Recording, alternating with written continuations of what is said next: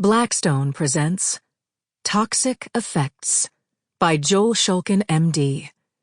This book is read by January Lavoy. To Isabella and Valentina, may you never forget who you are and who loves you. Chapter 1. Chilled September rain bounced off DB's black balaclava and drizzled down her cheeks as she skulked in a grove of oak trees.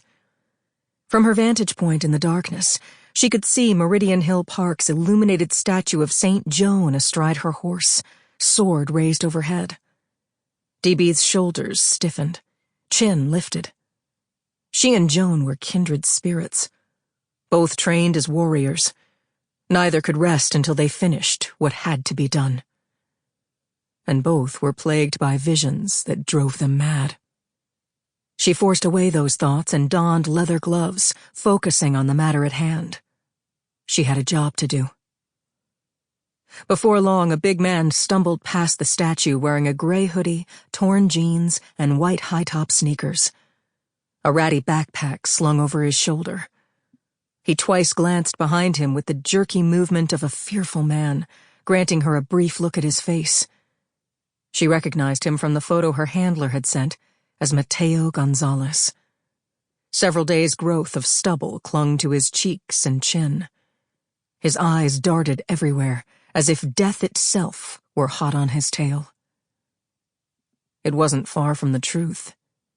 He'd been reported dead 6 months ago. She gave him a 30-second lead before following. The smell of musk lingered in the air behind him. Raindrops bounced off her skin, pale as the moon rising over the treetops. Mateo blundered down the stone steps, kicking up mud and gravel as he went, before turning north onto the path running parallel to the street. He stopped and leaned forward, hands on his knees, panting and looking back in her direction. DB slipped into the shadows.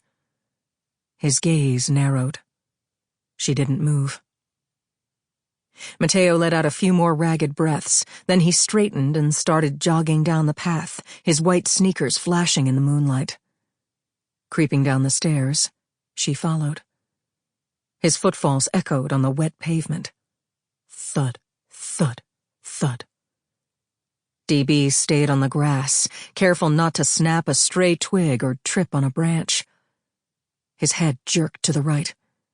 He listed that way, headed for the park's east entrance. Sample complete. Ready to continue?